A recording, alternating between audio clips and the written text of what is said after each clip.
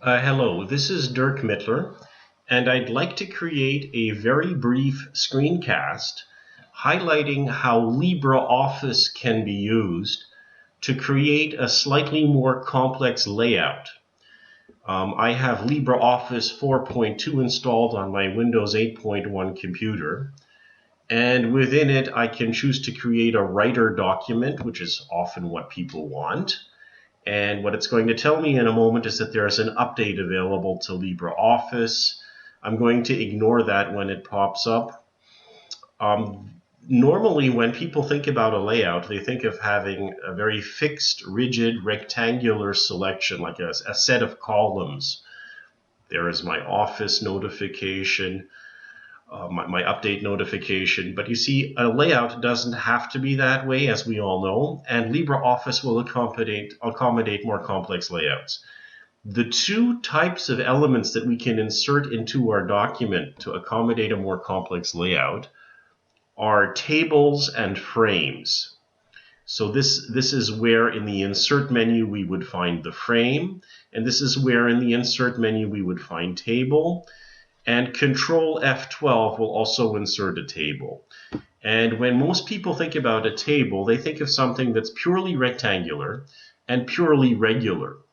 Whereas we might want a layout to be slightly more complex. I'm going to select 3 columns and 3 rows in this table, and there's an option here already as to whether we would want the border to be shown. For the moment, I want the border to be shown because I want to control the overall geometry of my layout. So I insert this table, and sure enough, I get something that reminds us of a spreadsheet or some other static document. Nothing very imaginative. But the interesting thing to note here is that, first of all, the rows and columns themselves can be adjusted. I can make the first row roughly the width that I would want the header of a document to have, or the depth. I can make the second table row roughly have the height that a document body is supposed to have. And because my screen isn't large enough, I need to do some scrolling to get that finished. I scroll to the bottom of my page. I drag the second row down to where I think the body of my document should go. And then, of course, what I can do is I can extend the foot of the document to reach the bottom of the page like that. And then the next thing that we can do is we can drag the left-hand column to the side where we might want to have a side view. And we could have a right-hand side view or right-hand sidebar so that this table now looks much more like we might want an actual page layout to look like and not like a table. More importantly, table cells can be merged. Right now, my document is assumed to have an upper right and an upper left corner, as well as a lower left and a lower right corner. But for the sake of argument, I might not want my left column to be subdivided into 3, the same way the other 2 columns are. So what I can do within LibreOffice is I can select 2 of these table cells at once. I can select this whole column, right? And I can right-click, and I can go into the cell part of the submenu, and I can tell it to merge what's on that side of the document. So that if I say merge, the left-hand side of my document has been merged between these 2 cells that were previously selected. So that, in theory, my text could begin here. My text can begin here.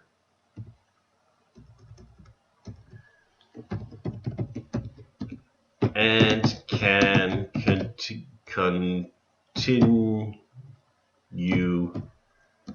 here, right? And it just goes on because that has turned into a single cell of a table that could be reserved for whatever we want the left-hand column of our text to do. If we wanted to, we could merge additional cells of the table, but I don't really see the point. This is already very important, or already very fruitful. What we can also do is we can take the cell that's in the center here and we can subdivide it horizontally. We can take the cell and we can open the split menu for this one cell, and we can split this into 3 columns if we want to have a 3-column view in the body of our document. And of course, we choose the geometry that we like. Columns are vertical in their appearance, and so we split it vertically. Okay, so now the body of our document is going to be split into 3 equal columns that we can fill separately with text. If I go into edit, I can undo this splitting, undo split cells. So now it is not. Now, at this point, I'm going to point out that we also have the ability to insert a frame. This paragraph will border an inserted image. We see this in publications a whole lot. Let's see how to wrap text to adapt to an image. It happens in many publications. Whoops, spelling mistake. Adapt to an image. It happens in many applications that we just want to put an image into the text. We want the text to fit around that image. We don't really care much else what else to do. And this is where frames come in useful in OpenOffice Writer. If we insert a frame, what it's telling us is that it has a geometry, this frame that we're going to insert. It's going to want to know whether we want to anchor the image to a specific paragraph, which is usually a good option. And there is a wrap option.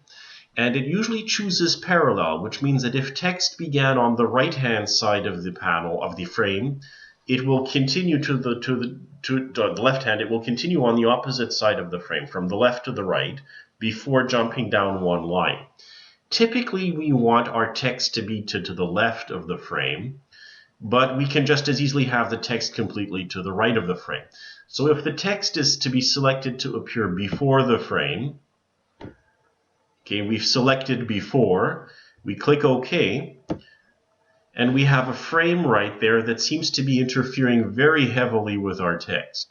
This paragraph will border an inserted image. This paragraph will border an inserted image. Let's see how to wrap text to adapt to an image. Well, I can easily take this image and drag it someplace else. If I drag it down to here, this happens. And if I take the image or the frame and I drag it up to here, this happens, right? With parallel, the text would have continued from the left of the image to the right of the image, and then it alternatively back to the left of the frame, which is an annoying thing to try to read, even though it's the default. So where we've created a frame, we can insert an image. We can resize this frame to suit our needs, and we can then insert our image into the frame and have the text adapt to the position of the frame.